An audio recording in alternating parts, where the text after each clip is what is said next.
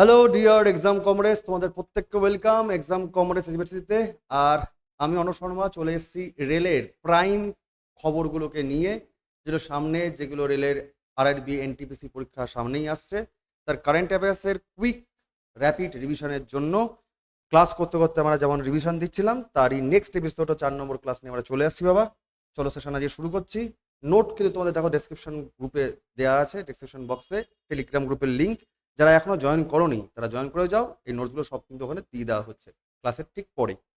তো প্রথম কোশ্চেন তোমাদের স্ক্রিনে রয়েছে, দ্রুত করার চেষ্টা করো। ভারতে প্রথম কাচের সেতু কোথায় উদ্বোধন করা হয়েছিল?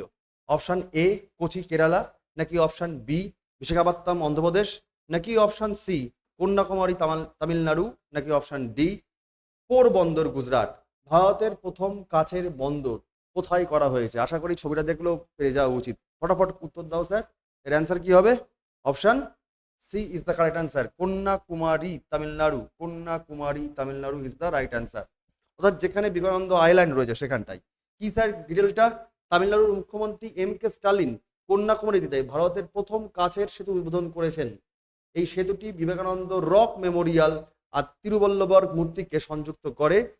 এটি তামিলনাড়ু সরকারের 37 কোটি টাকার একটা উদ্যোগের অংশ। ঠিক আছে, তো তামিলনাড়ু সরকারের তৈরি করতে 37 কোটি টাকা খরচা করেছে। কোথা থেকে কোথায় কানেক্ট করে দিচ্ছে? তিরুবল্লবর মূর্তি আর তার সঙ্গে বিবেকানন্দ রক আইল্যান্ড বা রক মেমোরিয়াল, এই দুটোকে কানেক্ট করে দিচ্ছে। বিবেকানন্দ রক মেমোরিয়াল আর তিরুবল্লবর মূর্তি কানেক্ট করে দিচ্ছে কাঁচা সেতুর দ্বারা। তামিলনাড়ুতে অবস্থিত। কোথায়? এটা একদম কন্যাকুমারী অঞ্চলে। চলো পরের কোশ্চেন তোমাদের স্ক্রিনে রয়েছে। 74তম সিনিয়র জাতীয় বাস্কেটবল চ্যাম্পিয়নশিপ কোন রাজ্যে অনুষ্ঠিত হয়েছে? অপশন এ গুজরাট, নাকি অপশন বি উত্তরাখণ্ড, নাকি অপশন সি মধ্যপ্রদেশ, নাকি অপশন ডি উড়িষ্যা। দ্রুত অ্যান্সার করবে স্যার। গুজরাট, মধ্যপ্রদেশ, উত্তরাখণ্ড নাকি উড়িষ্যা? অ্যান্সার কি হবে? গুজরাট নাকি উত্তরাখণ্ড নাকি মধ্যপ্রদেশ নাকি উড়িষ্যা? 74তম সিনিয়র জাতীয় বাস্কেটবল চ্যাম্পিয়নশিপ কোথায় আয়োজিত হয়েছে লাস্ট ইয়ার 2024 সালে? স্যার এটার অ্যান্সার গুজরাট। এর অ্যান্সার গুজরাট। স্যার ডিটেলটা কি?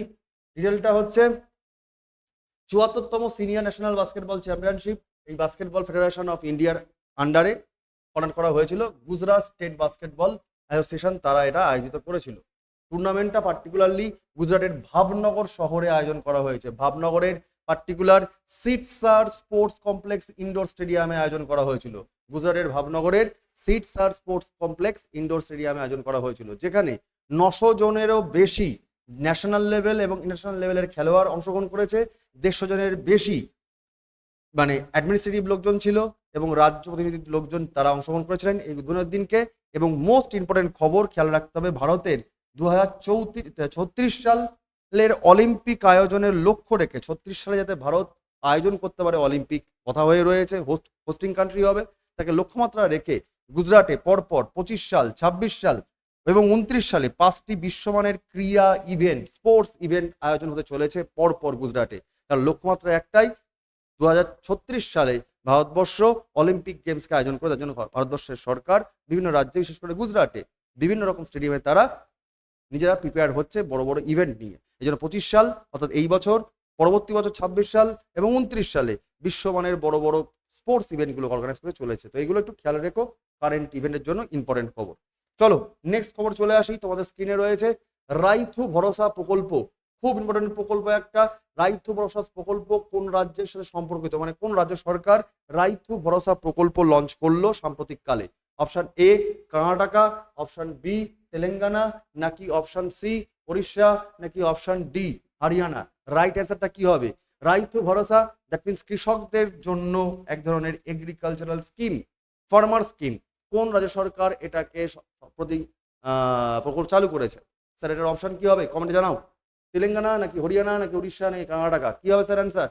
এর অ্যান্সার তেলেঙ্গানা গভর্নমেন্ট এই স্কিমটাকে লঞ্চ করেছে। B is the right answer. Sir এক্সপ্লেনেশনটা কি? এক্সপ্লেনেশনে চলে যাই আমরা। রাইথু ভরসা তেলেঙ্গানা সরকার এটা চালু করছে। তেলেঙ্গানা সংক্রান্তি থেকে রাইথু বন্ধু প্রকল্প, বা এটা রাইথু বন্ধু প্রকল্প ছিল তার আগের নাম, তার নাম পাল্টে করে দেওয়া হচ্ছে রাইথু ভরসা প্রকল্প। 2018 সাল 19 সালে এই যে প্রকল্প চালু করা হয়েছিল রাইথু বন্ধু প্রকল্প, এটা কৃষি ও উদ্যান ফসলের জন্য কৃষকদের বিনিয়োগে সহায়তা প্রদান করে থাকছে। এবং প্রতিটা মৌসুমে, প্রতিটা ঋতুতে বিভিন্ন রকম যে উপকরণ কিনতে লাগে, সেটা বীজ হোক, মানে শস্যের বীজ হোক, কি সেখান থেকে কৃষকদের কীটনাশক পদার্থ হোক, বা চাষের জন্য যা যা খরচা হয় একজন কৃষকের, তার জন্য সমস্ত কিছু উপকরণগুলো কেনার জন্য 5,000 টাকা করে প্রদান করা হবে। এবং এখানে কোনো রকম পরিমাণ নেই, মানে কোন জমির সংখ্যা কিরকম, মানে জমির পরিমাণ মানে একরের কোনো সংখ্যার সীমা নেই। এবং যারা ঠিকঠাক মানে যোগ্য কৃষক, যাদের রেকগনাইজ যারা ফার্মার, এবং যারা তেলেঙ্গানার বাসিন্দা, অন্য রাজ্যের নয়, তেলেঙ্গানা যারা বাসিন্দা, তাদেরকেই দেওয়া হবে। এবং কৃষি জমির মালিক হতে হবে, মানে তুমি অন্যের জমিতে চাষ করছো এরকম কৃষক নও, তুমি ভাগ চাষি নও, তুমি লেবার, কৃষক লেবার নও, তোমার নিজের জমিতে তুমি নিজে চাষ করছো, তাহলে কৃষি জমির মালিক হতে হবে। এবং বনভূমি চাষ করার জন্য তাদের একটি রেকর্ড অফ ফরেস্ট রাইটস এই নথি থাকতে হবে, মানে তাদের একটা রেকর্ড থাকবে সরকারের আন্ডারে যে আমার এই জমিতে আমরা কি করি, চাষবাস করি। এই শর্তগুলো পূরণ করতে পারলে তবেই ক্ষুদ্র, প্রান্তিক এবং তপশিলি উপজাতি সম্পন্ন যে কৃষকরা আছে, তারা তারা প্রকৃত অর্থে তারা কিন্তু এইগুলোর থেকে পাবেন না। মানে যারা মাঝারি লেভেলের এমএসএমই লোকজন, কিংবা যারা যারা এই যারা লেবার যেসব কৃষকরা রয়েছে, যারা বাণিজ্যিক কারণে কৃষি করে, তারা এই জটার যোগ্য নয়। কিন্তু যারা কোনো একর নেই, যারা তেলেঙ্গানা রাজ্যের বাসিন্দা যেসব কৃষক, তারা নিজেদের জমি চাষবাস করছে, তাদের জন্য এই প্রকল্প রয়েছে। আগের নাম ছিল রাইতু বন্ধু প্রকল্প, 2018-19 লঞ্চ হয়েছিল। এইটা 2024 সালের নাম পাল্টে হয়ে গেল রাইতু ভরসা প্রকল্প। অর্থাৎ প্রকল্পটা আগে ছিল, শুধুমাত্র এটার নাম চেঞ্জ হচ্ছে। খেয়াল রেখো স্যার। পরের কোশ্চেন তোমাদের স্ক্রিনে, ভারতে প্যারাসিটামল উৎপাদনের জন্য কোন প্রতিষ্ঠান একটি দেশীয় প্রযুক্তি তৈরি করছে, ইন্ডিজিনাস টেকনিক ইমপ্লিমেন্ট করছে, কোন সংস্থা? Option A central drug standard control organisation বা CDSCO ফুল ফর্ম মনে রাখবে, নাকি B all India institute of medical science AIIMS যাকে বলা হয়, ফুল ফর্ম খেয়াল রাখবে। Option C council of scientific and industrial research CSIR না এরা করছে, নাকি option D Indian council of medical research ICMR করছে? নিচের চারটে অপশনের মধ্যে কোন প্রতিষ্ঠান দেশীয় প্রযুক্তি ব্যবহার করার মাধ্যমে দেশে প্যারাসিটামল উৎপাদনের মানে যে দর চাহিদা, সেই চাহিদা পূরণ করার লক্ষ্যমাত্রা নিচ্ছে? কোন সংস্থা? দ্রুত অ্যান্সার করে দাও স্যার। এটার অ্যান্সার কি হবে স্যার? অপশন এ CDSCO, নাকি অপশন বি এইমস, নাকি অপশন সি CSIR, নাকি option D Indian council of medical research ICMR? কি হবে স্যার? স্যার এটার অ্যান্সার চলে যাবে অপশন সি এর দিকে, council of scientific and industrial research বা CSIR। এর একটা পরীক্ষাও হয়ে থাকে, কয়েকদিন আগে একটা পরীক্ষা 2024 সালে হয়েছিল, খেয়াল করে দেখো, এগুলো মানে পরীক্ষা হয় CGL এর মতো। CSIR অনেকটা CGL এবং অনেকটা UPSC আছে, এটা মিশ্রণ টাইপের পরীক্ষা কোশ্চেন হয়, এটা ভালো পোস্ট হয় এটা। এনিওয়ে, এটা রাইট অ্যান্সার হচ্ছে CSIR। স্যার ডিটেলটা কি? বৈজ্ঞানিক এবং শিল্প গবেষণা বিভাগের 40তম প্রতিষ্ঠা দিবসকে মাথায় রেখে কেন্দ্র সরকারের মন্ত্রী ডক্টর জিতেন্দ্র সিং বৈজ্ঞানিক ও শিল্প গবেষণা পরিষদ বা CSIR কর্তৃক দেশীয় পদ্ধতি থেকে মেনটেন করে প্যারাসিটামল তৈরি করার ঘোষণা করেছেন। CSIR এই নতুন প্রযুক্তির মাধ্যমে তার লক্ষ্যই হচ্ছে যে আমদানিকৃত, যেগুলো আমরা কিনে নিয়ে আসছি, তো আমদানিকৃত যে কাঁচামাল, তার উপর নির্ভরতা কমিয়ে দিতে হবে। মানে প্যারাসিটামল আমরা কিনে আনবো না, বরং প্যারাসিটামল যোগান সারা বিশ্বকে আমরা দেব। এই সামঞ্জস্যটা বজায় রাখার জন্যই সারা বিশ্বের যে উৎপাদন ওষুধের যে দাবি, সেইগুলোকে মাথার মধ্যে রেখেই চাহিদা বাড়ানোর জন্য নতুন টেকনোলজিকে ইনক্লুড করছে CSIR। এটা খেয়াল রাখতে হবে। চলো পরের কোশ্চেন তোমাদের স্ক্রিনে রয়েছে, দ্রুত কমেন্টে জানিয়ে দাও স্যার। 5 নম্বর কোশ্চেন, মুখ্যমন্ত্রী মাইয়া সম্মান যোজনা কোন রাজ্য সরকার সম্প্রতি চালু করেছে? অপশন উড়িষ্যা, নাকি অপশন বি ঝাড়খণ্ড, নাকি অপশন সি বিহার, নাকি অপশন ডি গুজরাট? কোন রাজ্য সরকার সাম্প্রতিককালে মুখ্যমন্ত্রী মাইয়া সম্মান চালু করেছে স্যার? মুখ্যমন্ত্রী মাইয়া রাজ্য সম্মান কোন রাজ্য সরকার চালু করেছে? উড়িষ্যা, নাকি ঝাড়খণ্ড, নাকি বিহার, নাকি গুজরাট? দ্রুত স্যার কমেন্টে জানাও। Answer Jharkhand. Answer right answer is Jharkhand. দেখে নেওয়া যাক। ঝাড়খণ্ডের মুখ্যমন্ত্রী হেমন্ত সোরেন 6 জানুয়ারি 2024 সাল, কত বছর? 6 জানুয়ারি 2024 সালে মাইয়া সম্মান যোজনা, এই পার্টিকুলার যোজনাটা তিনি চালু করেছেন এবং তার আয়তায় 56.61 লক্ষ মহিলার কাছে প্রায় 1415.44 কোটি টাকা হস্তান্তর করেছেন। মানে এতগুলো মহিলাকে, এত লাখ মহিলাকে এত টাকা তারা হস্তান্তর করবেন কিভাবে? ঝাড়খণ্ড সরকার 2024 সালে আগস্ট মাসে মুখ্যমন্ত্রী মায়া সমাজযোজনা চালু করছে। এটা ঘোষণা করেছিল 6 জানুয়ারি 2024 সালে। চালু হচ্ছে কবে প্রকল্পটা? চালু হচ্ছে 24 সালের আগস্ট মাসে। ঠিক আছে, এই প্রকল্পের লক্ষ্যটা কি? লক্ষ্য হচ্ছে শিক্ষা, স্বাস্থ্য এবং নিত্য প্রয়োজনীয় জিনিসপত্রের যে অ্যাক্সেস, তাকে মহিলাদের কাছে যাতে ওমেন এম্পাওয়ারমেন্ট বাড়ানোর জন্য কিন্তু রক্ষা করা দেয় এই এই এই প্রকল্পের লক্ষ্যমাত্রা। মহিলাদের যাতে যে রক্তের হিমোগ্লোবিন কমে যায়, রক্তাল্পতা হয়, রক্তের অভাব হয়, মানে ঠিকঠাক নিউট্রিশন হয় না, শিশুদের জন্য যে মুশকিল সমস্যা হয়, এছাড়া শিশুদের তাদের মানে পুষ্টির দরকার, খাবার দাবার জোগাড়, তার জন্য গ্যাসের চাহিদা দরকার, গ্যাসের সিলিন্ডার অ্যাভেলেবেল করে দেওয়া, এবং যে কোনো রকম যে লোকাচার হয়, নর্মাল যে উৎসব হয়, সেই উৎসবে যাতে ঠিকঠাক করে তারা আনন্দ উৎসব পালন করতে পারে, বা স্কুলে যাতে ঠিকঠাক করে তহবিল যায়, সমস্ত জিনিসকে মাথার মধ্যে রেখে যাতে মহিলারা এগিয়ে আসতে পারে, সেই জন্য জন্যই এই মুখ্যমন্ত্রী মাইয়া সম্মান যোজনা চালু করা হচ্ছে ঝাড়খণ্ড সরকারের পক্ষ থেকে। ঠিক আছে, অনেকটা আমাদের এই কন্যাশ্রী লক্ষ্মী ভান্ডারের মতোই কিন্তু একটি প্রকল্প ঝাড়খণ্ড সরকারের দ্বারা 2024 সালের কবে চালু করা হয়েছে? আগস্ট মাসে চালু করা হয়েছে। আগস্ট মাসে চালু করা হয়েছে, এটা খেয়াল রেখো। চলো পরের কোশ্চেনে চলে আসি আমরা। নেক্সট কোশ্চেন তোমাদের স্ক্রিনে রয়েছে, দ্রুত কমেন্টে জানিয়ে দাও। 2025 সালে জানুয়ারিতে কোন দেশ আনুষ্ঠানিকভাবে ব্রিক্স এর পূর্ণ সদস্য হিসাবে যোগদান করছে? আগে ছিলেন না, পূর্ণ সদস্য হিসাবে কিন্তু যোগদান করছেন। অপশন এ সিঙ্গাপুর, নাকি অপশন বি মরিশাস, নাকি অপশন সি ইন্দোনেশিয়া, নাকি অপশন ডি মালয়েশিয়া? দ্রুত করে জানিয়ে দাও ব্রিক্সে মেম্বার কে হচ্ছে? সিঙ্গাপুর, মরিশাস, ইন্দোনেশিয়া না Malaysia? Answer Indonesia is the right answer. Option C is the right answer. Explanation sir, Brazil, BRICS Brazil কর্তৃক ঘোষণা করা ইন্দোনেশিয়া আনুষ্ঠানিকভাবে পূর্ণ সদস্য হিসাবে যোগদান করছে, এটা কিন্তু খেয়াল রাখতে হবে। ঠিক আছে, নতুন সদস্যদের মধ্যে ইন্দোনেশিয়া, মিশর, ইথিওপিয়া, ইরান এবং সংযুক্ত আরব আমির শাহ রয়েছে। ঠিক আছে, অর্থাৎ উন্নয়নশীল দেশগুলোকে নিয়ে যে ব্রিক্স সম্মেলন চলে, সেখানে এই পার্টিকুলার ইন্দোনেশিয়া পূর্ণ সদস্য দেশ হিসাবে কিন্তু নিযুক্ত হচ্ছে ব্রিক্সের মধ্যে। ঠিক, চলো চলে আসি পরের কোশ্চেন। র্যাপিড রিভিশন চলবে এরকম ভাবে ফটাফট। যে যারা নতুন দেখছো তারা অবশ্যই দেখো, ডেসক্রিপশন বক্সে টেলিগ্রাম গ্রুপের লিঙ্ক আছে, প্রতিটি লাইভ ক্লাসের নোটস দিয়ে দেওয়া হয় ওই গ্রুপে, এবং ক্লাস সম্বন্ধে যাবতীয় যে আপডেট সেখানে তুমি ওখানে পেয়ে যাবে। র্যাপিড রিভিশন দাও ভাই, রাজ্য সরকারের পরীক্ষার অবস্থা খুব খারাপ, যেটুকু পারছি আমরা সেন্ট্রাল লেভেলের পরীক্ষাগুলোর জন্য তোমরাও পড়াশোনা করো, কারণ বাঁচতে হবে, সময় চলে গেলে কেরিয়ার থেমে থাকবে না, নিজের জীবন নিজে বাঁচানোর চেষ্টা করো। চলো, কোন রাজ্য সরকার সম্প্রতি অকাল বৃষ্টিপাতকে প্রাকৃতিক দুর্যোগ হিসেবে, মানে ন্যাচারাল ডিজাস্টার হিসাবে ঘোষণা করেছে? যে দুমদারাক্কা সাইক্লোন চলে আসার জন্য যে বৃষ্টিপাত দুমদারাক্কা হয়ে যায়, একদম হরপা বান বা হরপা বৃষ্টি চলে আসছে, যেন মানে চাষবাসে নষ্ট হয়ে যাচ্ছে, তো সেই ধরনের সমস্যাগুলোর জন্য যে ভাই এটা ন্যাচারাল ক্যালামিটির মধ্যে ঘোষণা করছে, কোন রাজ্য সরকার ঘোষণা করছে যে অকাল বৃষ্টিপাতকে ন্যাচারাল ডিজাস্টার হিসেবে দেখবে, তাতে সরকার যাতে সেরকম ভাবেই অনুদান দিতে পারে? কোন রাজ্য সরকার ঘোষণা করছে? সাম্প্রতিককালে বেশ কিছু ঝড় এসেছিল গত বছর 2024 সালে, বেশ কিছু রাজ্য সরকার তারা কিন্তু এগিয়ে এসেছিলেন। এদের মধ্যে কোন রাজ্য সরকার এটা ঘোষণা করছে? অপশন এ হরিয়ানা, নাকি উড়িষ্যা, নাকি ঝাড়খণ্ড, নাকি বিহার? দ্রুত বলো স্যার অ্যান্সার, এটার অপশন কি হবে? কোন রাজ্য সরকার সম্প্রতি অকাল বৃষ্টিকে প্রাকৃতিক দুর্যোগ হিসাবে, ন্যাচারাল ক্যালামিটি হিসাবে ঘোষণা করেছে? স্যার অ্যান্সার কি?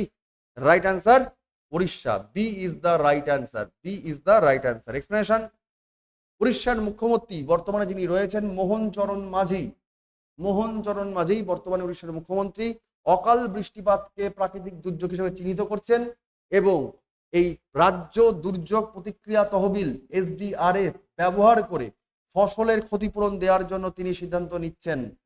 33% বা তার বেশি ফসলের যদি ক্ষতিগ্রস্ত হয়ে যায় কৃষকরা, তাহলে ত্রাণ কোড অনুসারে তারা সহায়তা পাবেন, এবং 6,66,720 জন এইরকম ক্ষতিগ্রস্ত কৃষককে প্রায় 291.59 কোটি টাকা সহায়তা অলরেডি প্রদান করা হবে বলে তিনি ঘোষণা করেছিলেন সেই সময় ডিসেম্বর জানুয়ারির দিকে গত বছর।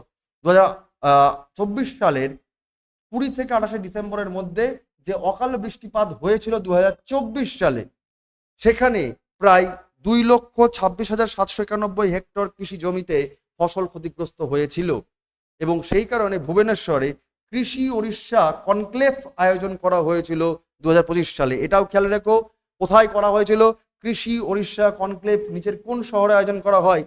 আরেকটা ইম্পর্টেন্ট কারেন্ট অ্যাফেয়ার্স, পরীক্ষার জন্য ইম্পর্টেন্ট, কোথায় আয়োজন করা হয়েছিল? ভুবনেশ্বরে আয়োজন করা হয়েছিল কৃষি উড়িষ্যা কনক্লেভ। এবং সেখানে বলা হয়েছিল যে মোহন চরণ মাঝি মুখ্যমন্ত্রী অফ উড়িষ্যা, তিনি বলেছিলেন যে অকাল বৃষ্টিপাতকে ন্যাচারাল ক্যালামিটি হিসাবে দেখা হবে। নেক্সট কোশ্চেন তোমাদের স্ক্রিনে, 8 নম্বর, কোন সংস্থা বিশ্ব কর্মসংস্থান ও সামাজিক দৃষ্টিভঙ্গি প্রতিবেদন অর্থাৎ রিপোর্ট 2025 সাল প্রকাশ করেছে?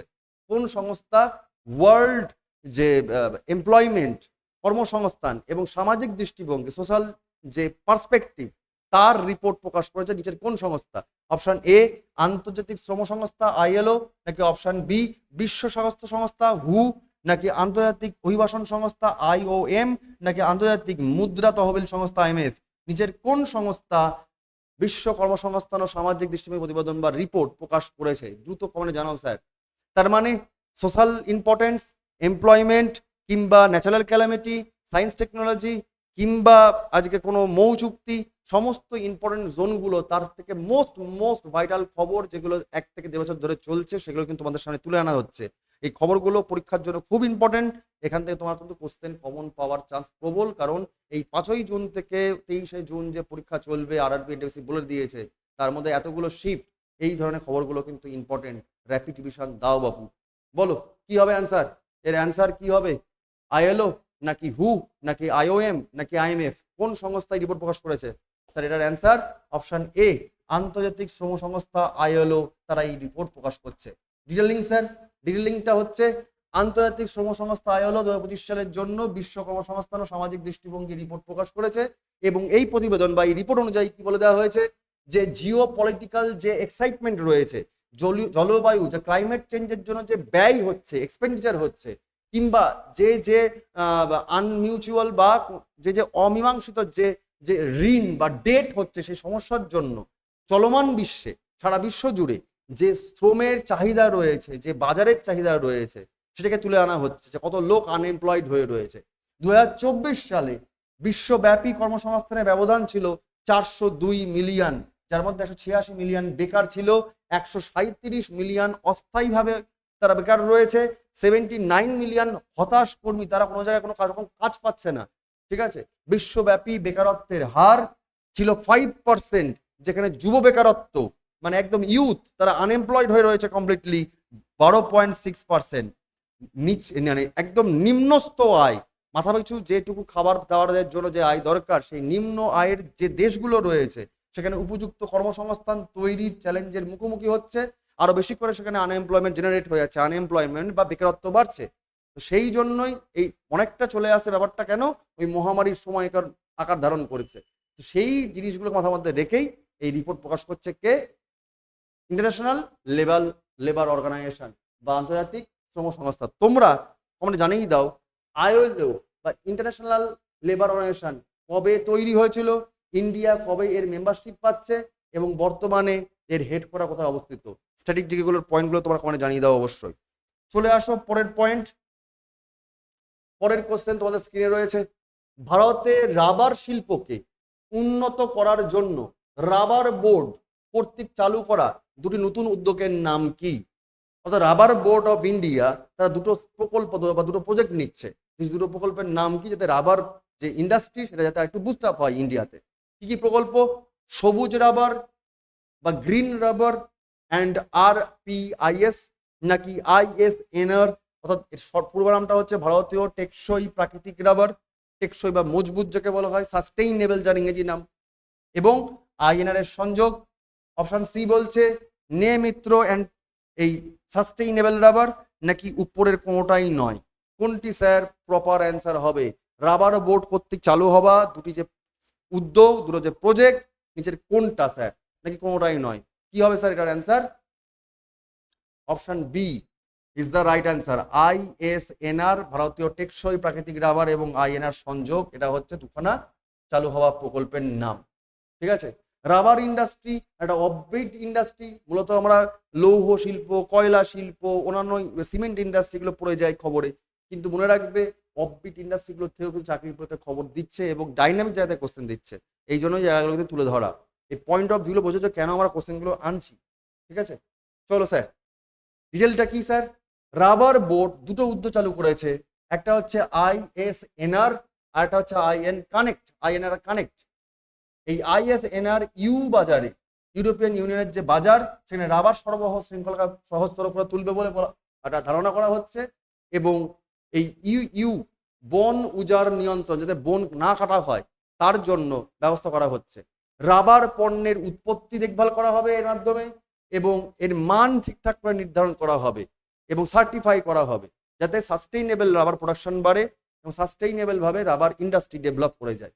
INR কানেক্ট হলো একটি ওয়েব ভিত্তিক প্ল্যাটফর্ম, যা অপ্রয়োজনীয় যে রাবারগুলো রয়েছে, মানে যেগুলো এক্সট্রা রাবার, সেই রাবার চাষিদের গ্রহণকারীদের সাথে সংযুক্ত করে তাদের সাথে যাতে বৃক্ষরোপণ করা যায়, আরো বেশি করে রাবার গাছ বপন করা যায়, যাতে রাবারের চাহিদা আরো বাজারে বেড়ে যায়, এবং তার মারফত যেগুলো ওয়েস্ট মেটেরিয়াল রাবারের, সেগুলো দিয়েও ইন্ডাস্ট্রিতে কনভার্ট করা যাবে, আবার ওভারঅল রাবার ইন্ডাস্ট্রি যাতে ডেভেলপ হয় তার জন্য কিন্তু মাথায় মধ্যে রেখে এই দুখানা প্রজেক্ট বা বলতে পারো টার্গেট নেওয়া হয়েছে।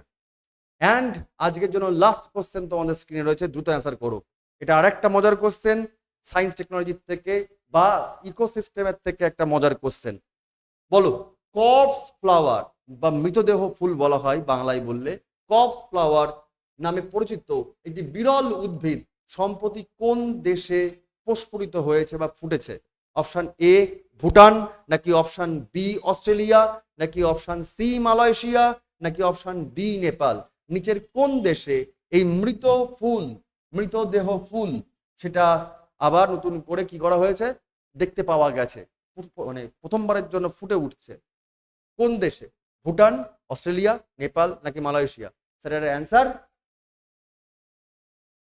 Australia is the right answer. Detailing কি স্যার খবরটার? অস্ট্রেলিয়ার সিডনিতে 10 বেশি সময় ধরে, মানে 10 বছর ধরে দেখতে পাওয়া যায়নি, তারপরে আবার প্রথমবারের মতো এই মৃতদেহ ফুল বা কর্পস ফ্লাওয়ার ফুটে উঠেছে। এই ফুল ফোটার সময় একটা বাজে পচা কুখ্যাত গন্ধ বের হয়, কুখ্যাত বলতে মানে সহ্য করা যায় না এরকম। ইন্দোনেশিয়ার বন্য অঞ্চলে প্রধানত এই উদ্ভিদটা পাওয়া যায়, এবং সেই গাছটাকে ইন্দোনেশিয়াতে বলা হয় বুঙ্গা বাঙ্কাই। ইন্দোনেশিয়াতে এই কর্পস ফ্লাওয়ারকে বলা হয় বুঙ্গা বাঙ্কাই। সেটা পাওয়া যাচ্ছে কোথায়? অস্ট্রেলিয়ান রিজিয়নে, পার্টিকুলার অস্ট্রেলিয়ার সিডনিতে পাওয়া যাচ্ছে 1 দশক পরে, মানে 10 বছর পরে পাওয়া যাচ্ছে। কর্পস ফ্লাওয়ার সাধারণত প্রতি কয়েক বছরে একবার ফোটে, অনেকটা বড় সাইজে, বুঝতে পারছো, একজন মানুষের, নর্মাল মানুষের হাইটের যে সাইজ, তার হাইট থেকে অনেক দীর্ঘতর সাইজের হয়ে থাকে এই ফ্লাওয়ারটা। সুতরাং এত বড় ফুল বছরে কয়েক বছর প্রতি অন্তর অন্তর একবার ফুটে, এবং এই ফুল মাত্র 1 দিন স্থায়ী হয়, তারপরেই মারা যায়। এবং আন্তর্জাতিক প্রকৃতি সংরক্ষণ ইউনিয়ন, যাকে আমরা বলা হয় IUCN, এর দ্বারা এই উদ্ভিদটিকে বিপন্ন বা এন্ডেঞ্জার্ড হিসাবে তালিকাভুক্ত করা হয়েছে।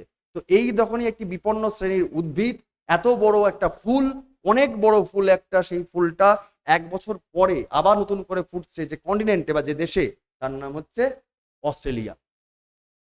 ঠিক আছে, 1 দশক পরে অস্ট্রেলিয়া সিডনিতে এটা পাওয়া গেছে। তো সায়েন্স টেকনোলজি, ইকোসিস্টেম, কিংবা অ্যাপয়েন্টমেন্ট, কিংবা রেলের খবর, কিংবা প্রথম ভারতবর্ষে বা বিশ্বে কোথায় কি হচ্ছে, কিংবা ওষুধ, কিংবা ডিফেন্স, কিংবা মৌসাইন, কিংবা খেলাধুলা, কিংবা অ্যাওয়ার্ড, প্রতিটা টপিকে কিন্তু আমরা নজর রাখছি, এবং মোস্ট ইম্পর্টেন্ট টপিকগুলো কিন্তু র্যাপিড রিভিশন দিচ্ছি। তো সুতরাং রেগুলার কাছে থাকো, এবং তোমাদের আর কি কি চাই সেগুলো তোমরা কমেন্টে জানিয়ে দাও, এবং ক্লাসগুলো কেমন লাগছে, টপিকগুলো কেমন লাগছে, তোমরা কিন্তু সেটা অবশ্যই তোমাদের মন্তব্য জানিয়ে দিও কমেন্টে। আর যারা এখনো জয়েন করোনি, তুই যদি নতুন হয়ে থাকো, তাহলে অবশ্যই কিন্তু ডেসক্রিপশন বক্সে দেওয়া টেলিগ্রাম গ্রুপে জয়েন করে যাও, সেখানে নোট কিন্তু আপলোড করে দেওয়া হবে। আমরা পরের দিন পরের ক্লাস নিয়ে দেখা করছি, এপিসোড 5 নিয়ে। আমরা র্যাপিড রিভিশন দেবো, লড়বো, পড়বো, শিখবো, এবং আমাদের স্বপ্নকে সত্যি করার জন্য চেষ্টা করে যাব। বেস্ট অফ লাক, প্রত্যেকে ভালো।